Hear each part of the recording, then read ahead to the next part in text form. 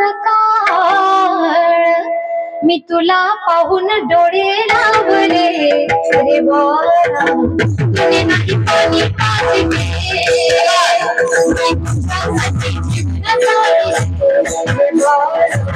तुने नाही पाणी पाजले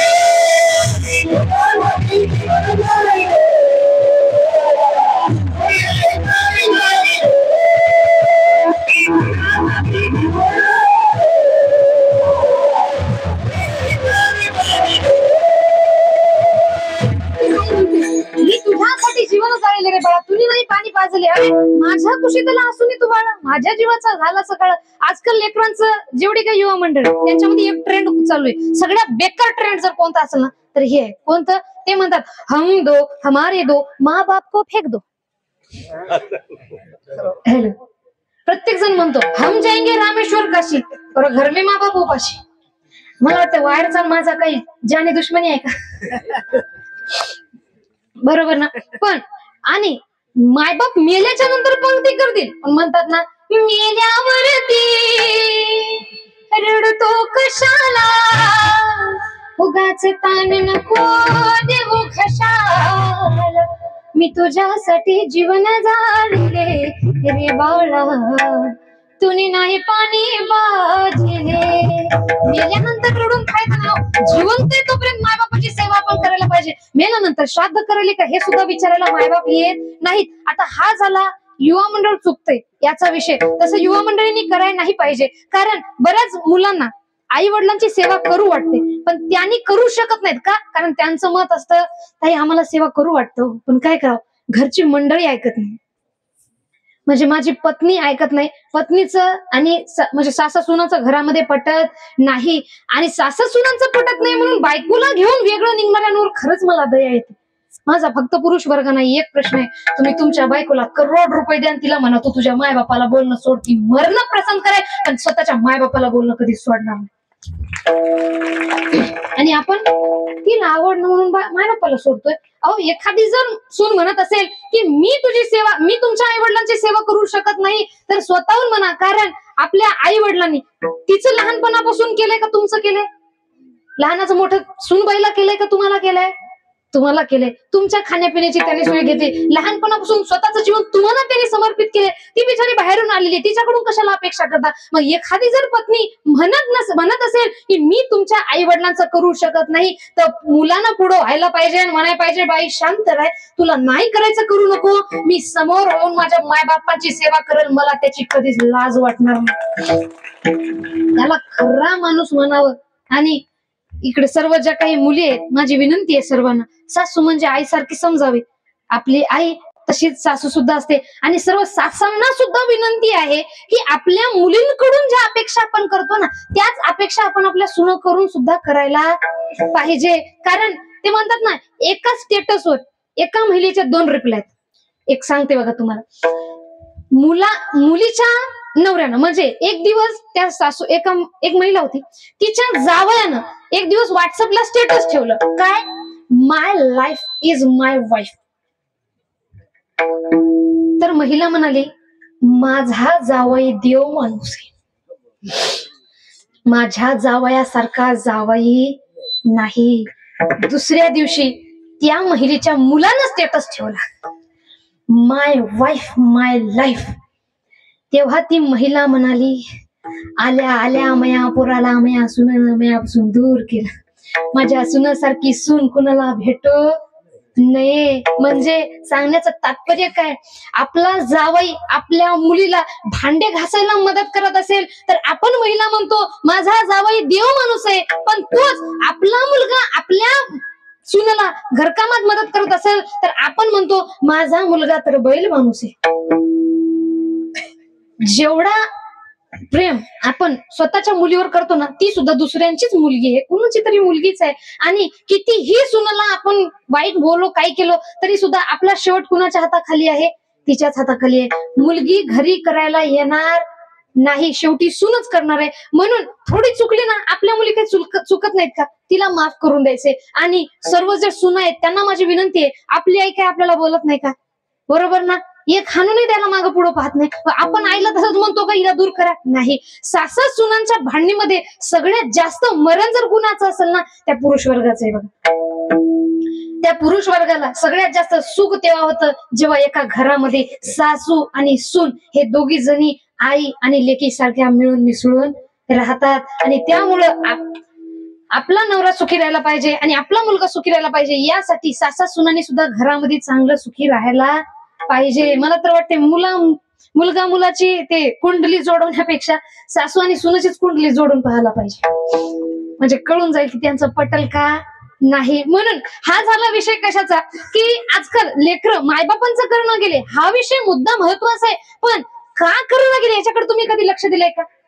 नाही. याचं कारण काय? याचं कारण म्हणजे आपल्या लेकरांपर्यंत व्यवस्थित संस्कार पोहोचू शकत नाही आहेत. आपण आपल्या लेकरांना संस्कार द्यायला वेस्टर्न कल्चरचे, यो यो हानी सिंग, मुझे को थोडा राउंड घुमा के अन्ना के जैसा चष्मा लगा के, आणि अपेक्षा करायला लेकरांकडून माझं लेकरू प्रभू श्रीरामासारखं व्हायचं, माझं लेकरू छत्रपती शिवरायांसारखं व्हायला पाहिजे.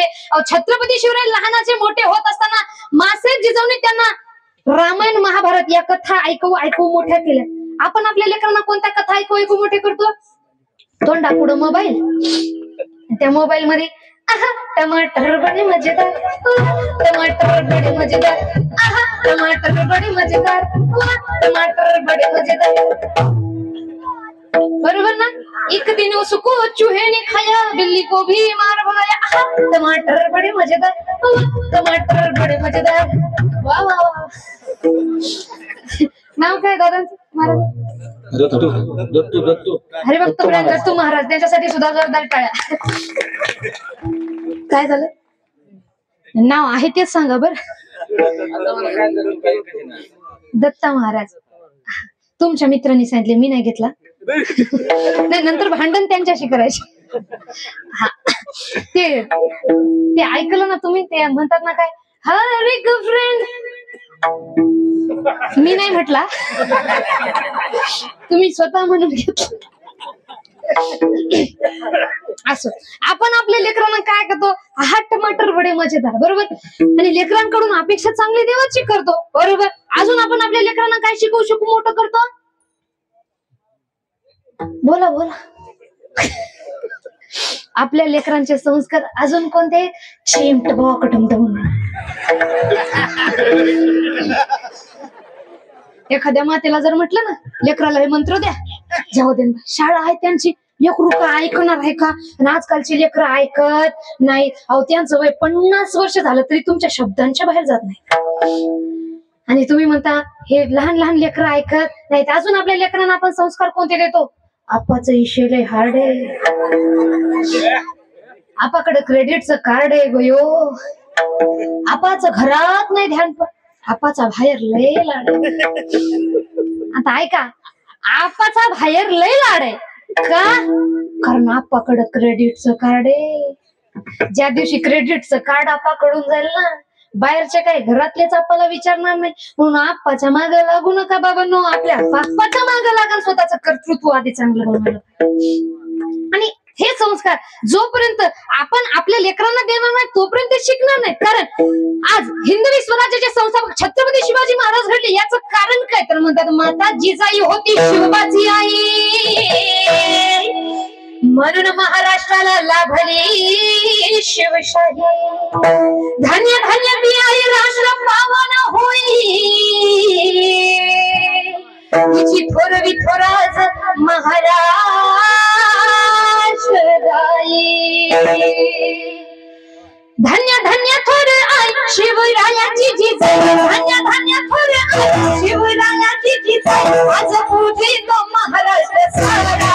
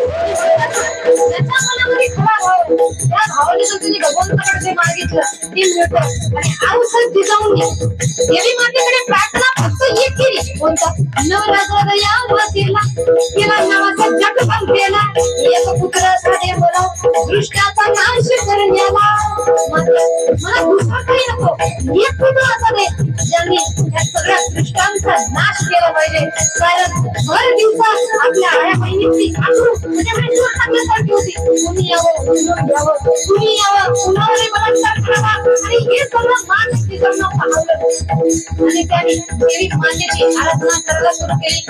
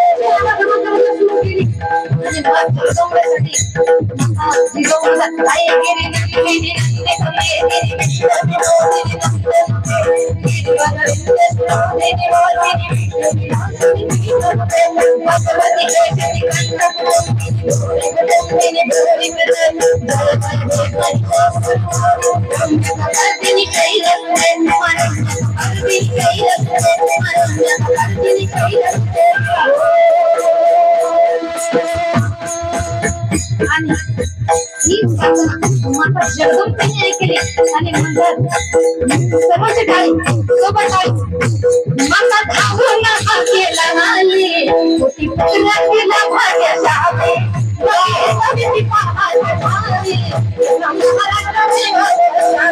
अशी महानवी आई बोलणारी अशी महानवी आई बोलणारी राजा झाला पहिला शिवाजी महाराज राजा म्हणजे कोण अवगिरी शिखरी किरडापरी लहरी भगवान ध्वजा उधल तारा तिमिर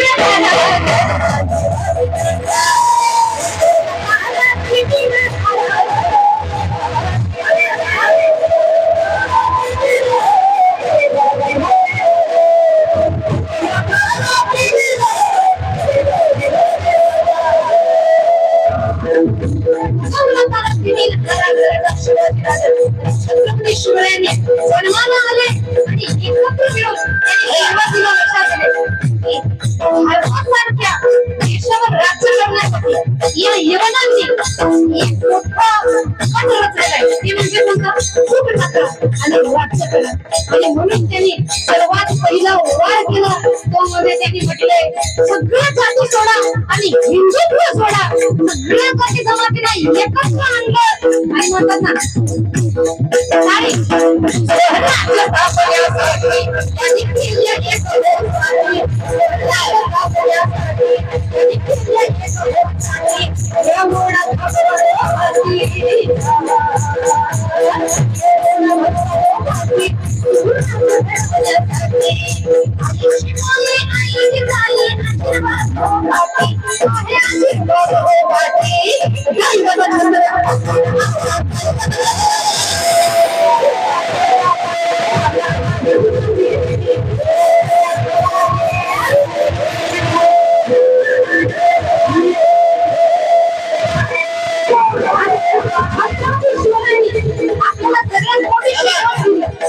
आया बहिणीप्रमाणे प्रत्येक महिलेला पाहायला पाहिजे एखाद्या रात्रीला मुलांना एखादी मुलगी जर आपल्याला भेटली ना ती समजू नाही ती आपली जबाबदारी आहे की ती मुलगी तिच्या घरापर्यंत तिच्या शिरपणात धप्पा सुद्धा न लागता गेली पाहिजे ती शिकवण माझ्या छत्रपती शिवाजी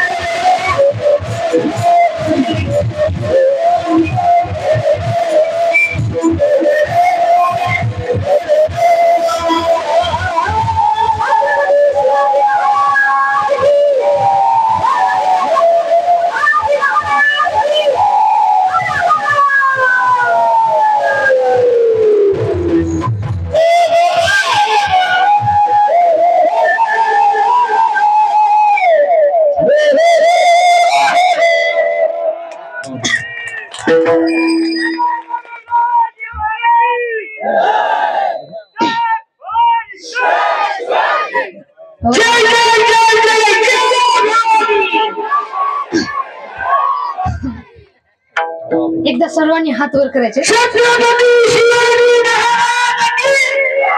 छत्रपती शिवरायांची तलवार कशी निघत होती आणि छत्रपती शिवरायांनी तलवार काढल्यानंतर दुश्मनांवर काय परिणाम होत होता सांगणार एक गीत, एक पोड आपण सर्वांच्या हात वर. जेव्हा काढायची बाहेर